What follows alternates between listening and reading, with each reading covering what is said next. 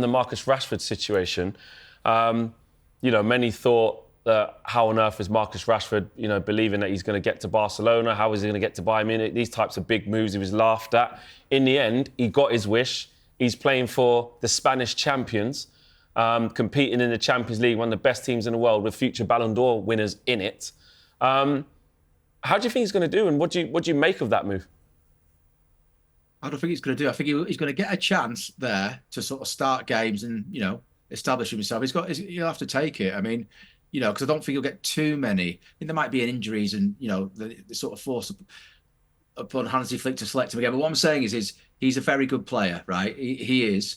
But, and this is the biggest but, not consistent enough. So actually, how good a player is someone who can't turn it on? Not every match, but most matches of the season. He just can't. Look at his track record. He did it in one season. That's kind of why we're in the situation, Manchester United and Rashford are in the situation they find themselves in now with a sort of 365, 370 a week bumper package. I think it's only Casemiro who earns more. It's a great move for him. I'm pleased for him because I do, I always felt when he was in a United team, there's an X factor here. They've actually got a player here who the opposition is scared of. Yeah, if he actually, I'm not too sure United have got too many others. Listen, Fernandes is like that, but he's not the same dynamic, effervescent, pace, sort of threat, direct, or down the flanks. So that was a little bit of fantasy United had with Rashford in the team. And that's why it's such a shame. As I'm listening to Ben there, and he's completely correct, they just did not want him hanging around the place. Think about how sad that is. I know. I think he's from Devonshire. That's down the road from where I am. It's about 5-6 miles from Old Trafford. It's his boyhood club. I mean, he lived the dream. And don't get me wrong, he's played, I think, over 450 games for United. But if he'd continued, you would be thinking he might have a chance of overtaking Ryan Giggs as the record appearance holder, yes? Because he's about halfway there now, and he's only, 26, 27. So it's such a shame. I saw his sort of Premier League debut. I think it was against Arsenal. He had those 2 goals, did it against Liverpool. He has done it. I was at the PSG game, the late penalty, which got Solskjaer the job permanently, for example. So I think it's a crying shame. I don't support United, but I do love seeing players come through, at the team's eye. It's just Phil Foden at City's the same. You love to see it. There's something about it. It's just, because they are from that local area and they've gone from fans, watching their team to actually playing for and then doing really well. So I really hope he does well at Barcelona. I think it is a shame. If you ask me slightly different, do I think he'll do well? I think in the end, I think his track record suggests he won't, consistently, unless La Liga proves to be less of a demand, with regard, comparing it to the Premier League. I think it's not quite as tough a league. Yeah, listen, it's got some footballers, etc., etc. So it could go either way, but I think it's 60-40 against him succeeding. But I hope he does, because if he does, then it's going to be good for England, apart from anything else, the national team. And then it'll be interesting when he comes back next summer. Well, you know what? I'm just going to bolt onto what you've said there, because something Ben said earlier about his wages. I don't know. I never really thought about the wage structure. But so when he comes back, he's still on that salary. If he comes, at Manchester United. But so it makes me think about this move, right? From Marcus Rashford's perspective, is so make or break, because he's taken this massive wage cut, which indicates he's happy to have that wage going forward. And then if the move doesn't work out from Barcelona and Manchester United don't want him, what are the options? So it's actually such a make or break move for him in itself.